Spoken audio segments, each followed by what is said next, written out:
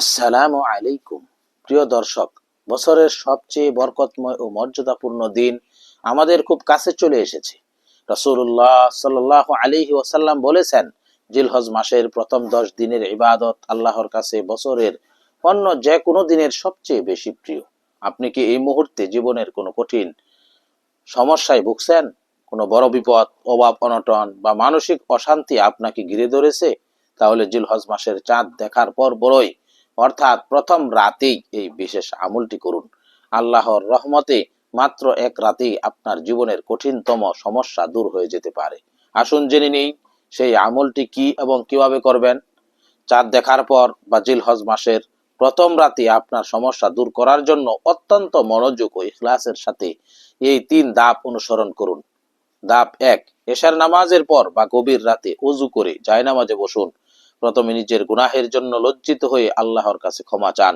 এরপর বলুন, আস্তাগফিরুল্লাহ, আস্তাগফিরুল্লাহ, আস্তাগফিরুল্লাহ, অথবা আস্তাগফিরুল্লাহ রাব্বি মিন কুল্লি যামবি ওয়া আতুবু ইলাইহি, আস্তাগফিরুল্লাহ রাব্বি মিন কুল্লি যামবি ওয়া আতুবু ইলাইহি, আস্তাগফিরুল্লাহ রাব্বি মিন কুল্লি যামবি ওয়া আতুবু ইলাইহি।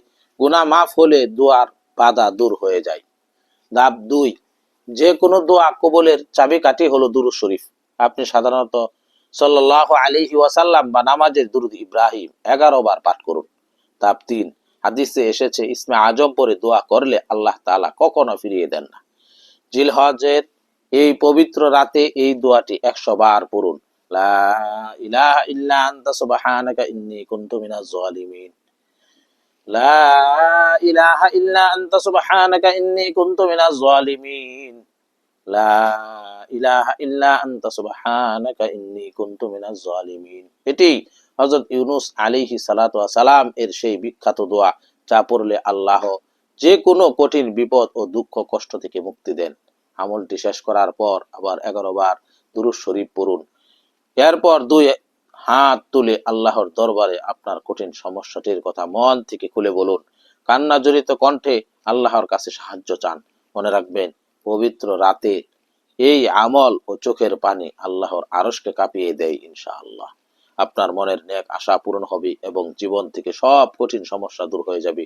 আল্লাহ তাআলা আমাদের সবাইকে জিলহজ মাসের এই রাতটিকে মূল্যায়ন করার এবং এই আমলটি সঠিকভাবে করার তৌফিক দান করুন। আমিন। ভিডিওটি ভালো লাগলে একটি লাইক দিন এবং আপনার প্রিয়জনদের সাথে শেয়ার করে এই আমলের কথা ছড়িয়ে দিন।